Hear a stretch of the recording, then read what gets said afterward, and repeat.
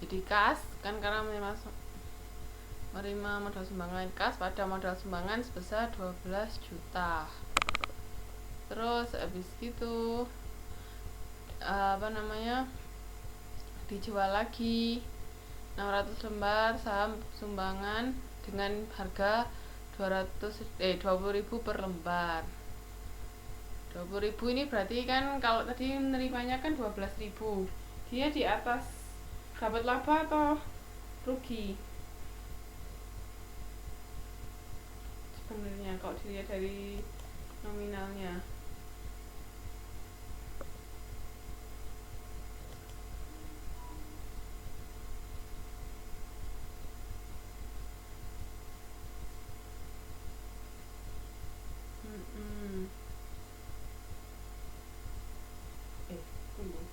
Nominalnya tadi berapa ya?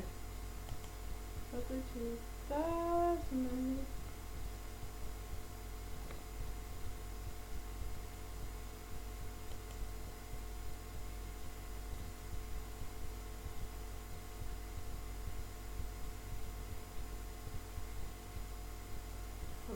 Rugi. Pokoknya intinya kalau saham yang dijual lagi itu di atas dari yang dia terima, itu berarti untung, tapi kalau harga jualnya di bawah dari yang dia terima itu rugi. Jadi gitu caranya. Nah, terus habis itu di sini itu kan cara mencatatnya. Sekarang ini contoh pembelian saham. Kalau ini kan saham sumbangan.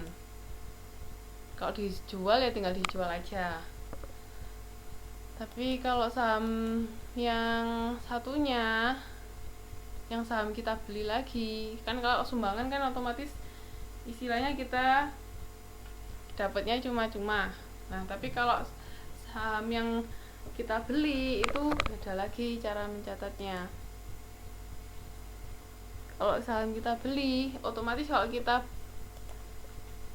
beli saham kan kita mengeluarkan kas. Nah, ini dibeli 500 lembar saham sendiri yang berada dengan harga 30.000. Berarti tinggal dikalikan aja saham treasury pada kas karena kita membeli saham.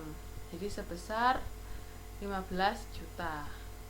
Nah, untuk transaksi yang kedua itu agio apa disagio?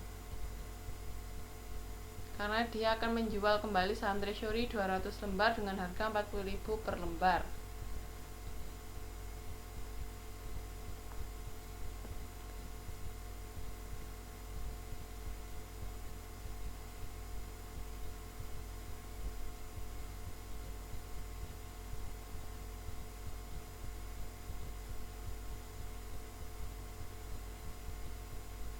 Agio, karena kan ketika kita beli cuma 30.000, tapi ketika kita jual 40.000, ada untungan 10.000. Sedangkan yang ketiga agio apa disagio?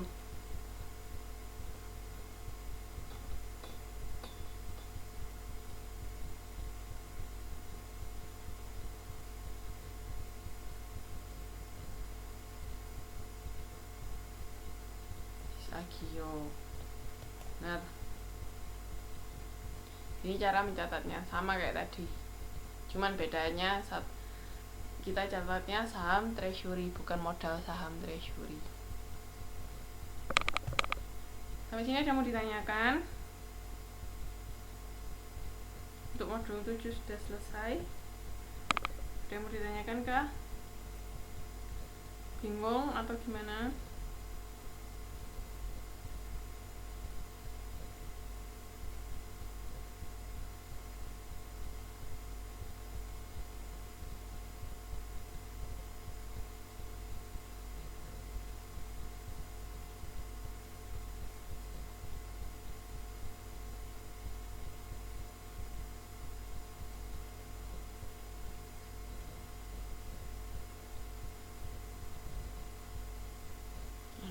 Yang lain gimana?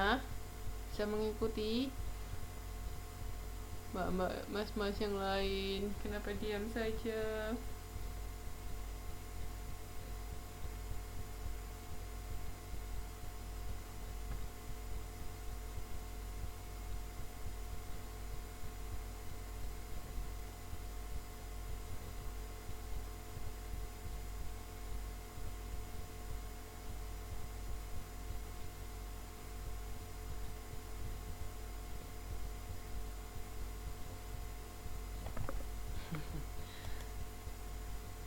ya nggak apa-apa, makanya banyak-banyak latihan soal aja biar tahu variasi dari soal-soal. Kayaknya itu karena soalnya banyak, apa saya kasih nggak ada, minggu depan aja nggak apa-apa. 60 soal itu soalnya ABC-an. Soalnya kan kalau ujian kan ABC-an, tapi harusnya lebih sedikit kok, biasanya paling 40 soal, 40-45an. Boleh bawa kalkulator kok nanti waktu ujian, jadi bawa aja nggak apa-apa. Soalnya memang kalau nggak pakai kalkulator ngitungnya susah kan, jumlahnya banyak soalnya.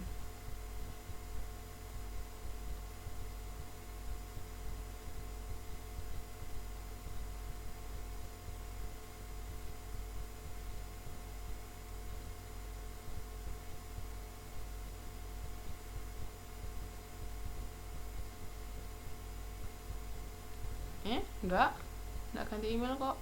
Kenapa? Oh ini, ya Allah, ini kayaknya belum saya ganti, coba saya cek ya. Tapi kayaknya di halaman pertama sudah kok, Nadia Tutorute.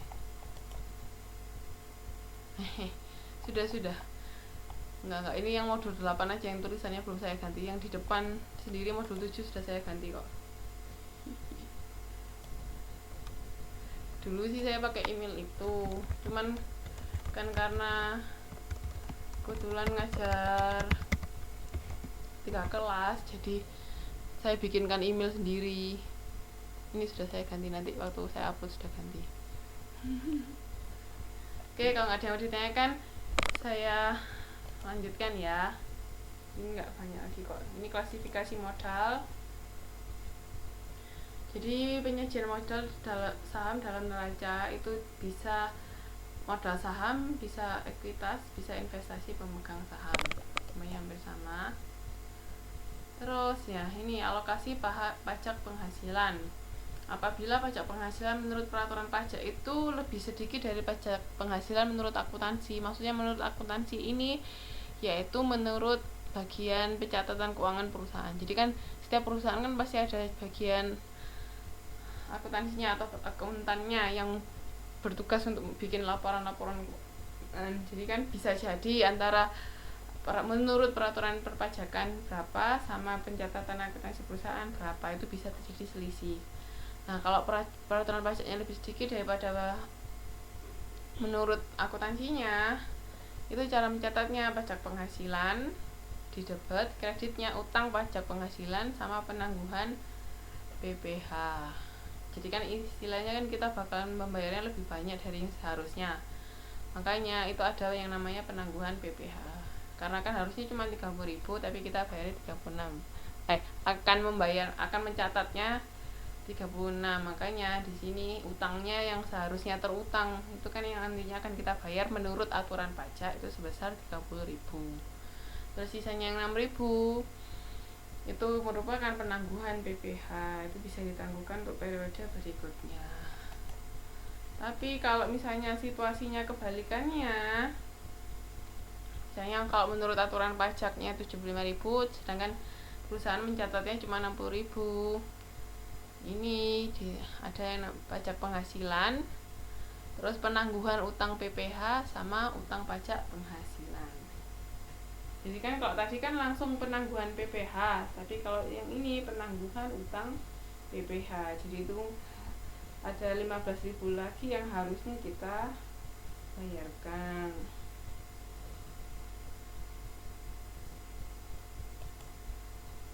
Oke, ini biasanya sih enggak